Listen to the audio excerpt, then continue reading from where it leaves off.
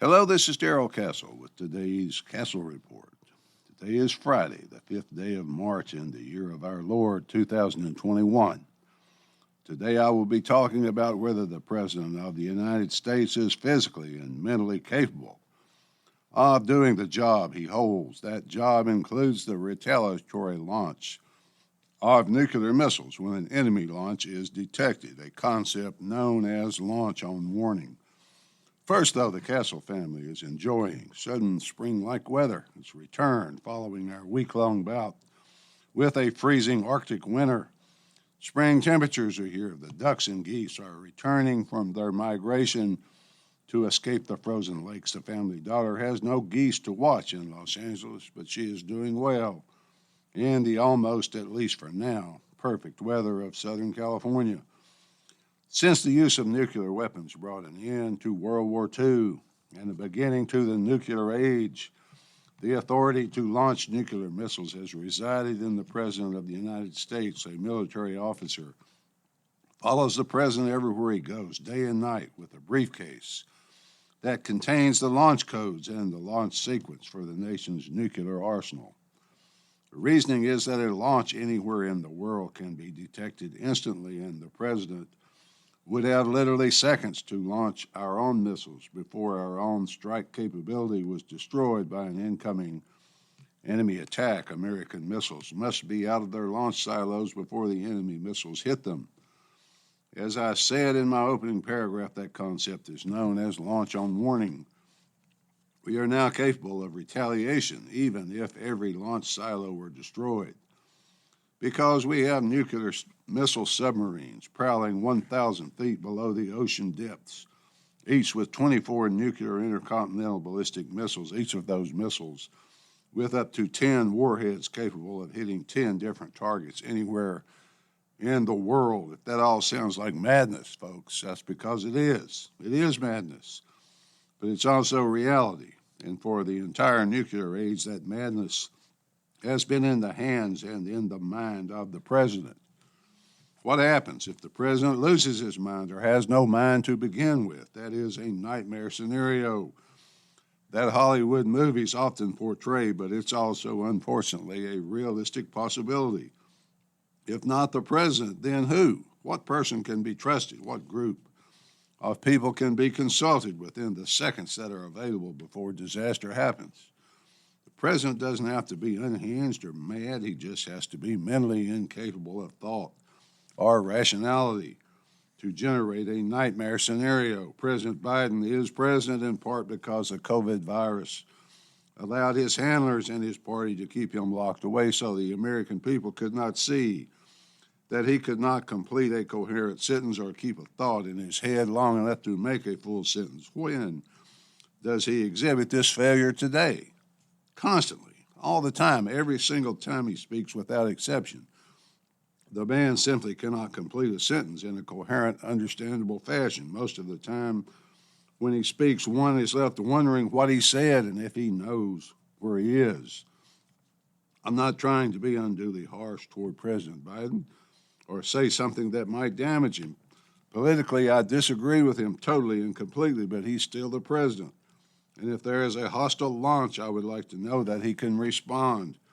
But it is obvious to me that he cannot. If you don't believe me, just listen to him anytime he speaks in public to anyone. The other day, I heard him speaking from a script to a group of reporters about some policy matter of his, and his wife Jill was right there, as she always is, and right in the middle of one of his incoherent sentences, Jill took over the policy briefing and explained the president's policy to the reporters. Rumors fly in Washington. Rumors. But it is obvious to anyone who will look and listen, whether left or right, Democrat or Republican or anything in between, that President Biden is not competent to launch or refrain from launching nuclear missiles. One rumor that I've heard is that he is only capable of getting out in public for about 2 to 3 hours per day. And Kamala Harris takes all calls from foreign governments intended for the president. I just hope that if there is a Chinese or Russian launch, it is during one of his coherent hours. I said before that his condition is obvious to anyone who looks, and apparently members of Congress have been looking. The representatives cleverly couched their concerns in their fear of Donald Trump, but anyone who reads their letter knows exactly what their real fear is. 31 Democrat members of the House of Representatives sent a letter to the President and to the Nuclear Command Structure asking for, quote, "My colleagues and I are requesting a straightforward review of our nation's nuclear command and control structure to determine how we can have a safer nuclear weapons launch authority, not to jeopardize, but to enhance and bolster our national security," end quote. The letter was sent to the White House last Monday. It proposes several alternatives to, quote, "investing the President with the sole, unchecked, and final authority to order the use of nuclear weapons," end quote. Keep in mind that no such letter was sent during the administration of the hated and feared Donald Orange Man Bad Trump. Now that the old grandfather, Joe Biden, is in charge, they expressed this fear in the handling of nuclear launch protocol. If not the President, then who? Who should have the authority to launch? The suggestion in the letter is that no launch would be authorized unless the President, the Vice President, and the Speaker of the House all concurred. So here is apparently their plan. A launch is detected somewhere in China against the United States, and it is a massive nuclear annihilation event, perhaps a joint effort from China and Russia. The current policy would be for the launch officer to hand the nuclear launch case to the President. He would enter the codes, and the American missiles would fly before the enemy missiles destroyed them. I doubt if the President is capable of understanding what was happening and clearly enough to make a rational decision, especially one that involved only seconds. Under the plan of the 31 Democrat members of Congress, the launch officer would have to get the permission of Kamala Harris and Nancy Pelosi, as well as the President. A decision that must be made in seconds would stretch into minutes, more than likely several minutes. I suppose their plan is to just absorb the first strike and hope that the survivors could order a submarine retaliatory attack. One of the authors of the letter, Representative Jimmy Panetta of California, said, quote, "The old argument was that it was safe to give the President this power because the election was the ultimate safeguard. Trump's election shows that an unfit, amoral, and dangerous person can, in fact, gain power in the United States," end quote. Well, Mr. Panetta, who just described virtually every Democrat president going back to John Kennedy at least, but they were all trusted with the launch codes, as was your hated enemy, Donald Trump. However, your current president, Joe Biden, is mentally incompetent to make that or any other decision, and you know it. By the way, Congressman, your comments about the election and the will of the American people does not reflect very well on your supposed love for democracy. To you, the American people are not capable of making the decision that is pleasing to you, so you must make it for them. Maybe you should have the codes, Congressman. Why don't you take the codes? So why don't we tell the launch officer to just call you if an enemy launch is detected? I will take the liberty and say that it is because it is not your job. It's not the job you were elected to do. It is the job Joe Biden currently holds. So why not just be honest? Be honest, Congressman. If you're capable of such a thing, tell the truth. The President is disabled. He is not able. He is incompetent to make the decision, and that is terrifying. But it is the fault of you and people like you. I don't like it one little bit, folks. It should not be allowed to happen. If the President is not capable, then the Vice President must act.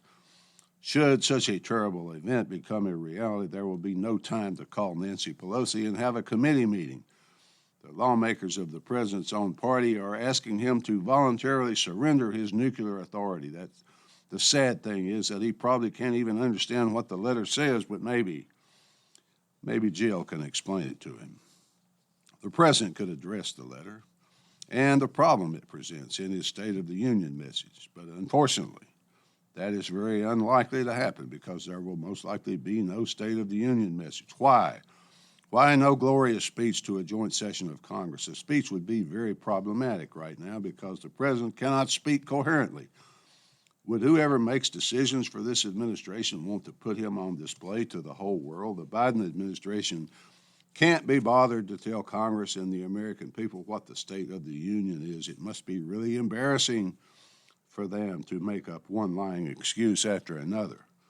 Nancy Pelosi suggested that the reason for no speech was that they were all terrified of Trump supporters. Yes, that's right, folks. They're terrified, even with 25,000 troops surrounding them and a Capitol enclosed by barbed wire. Their excuses are very tiring, but I suppose for their base, excuses are better than the actual truth. There is some truth to the administration's witch hunt for Trump supporters, though. A headline in the Washington Post a few days ago quoted the director of the FBI as saying, "There are 2,000 cases of domestic terrorism in America every single day now." If we do the math on that, we can see that with 50 states, 2,000 cases every day, 40 cases must occur on average in each state every single day. Some state must be getting 80, folks, because in Tennessee there are none. This continuing Trump hatred is just more grist from the mill of the Ministry of Propaganda. It keeps us distracted and keeps Democrat voters from asking why. Why did we bomb Syria? Why did we bomb Syria, Mr. President? I would like to know. So perhaps a non-scripted press conference might help. No, wait, I remember now. You don't do those because you can't even answer a simple question from a phoning, adoring media. Finally, folks, every good puppet needs a puppet master so the puppet show can go on. I just wonder how many puppet masters we have. How many of them have the launch codes? At least that's the way I see it, folks. Until next time, this is Darrell Castle. Thanks for listening.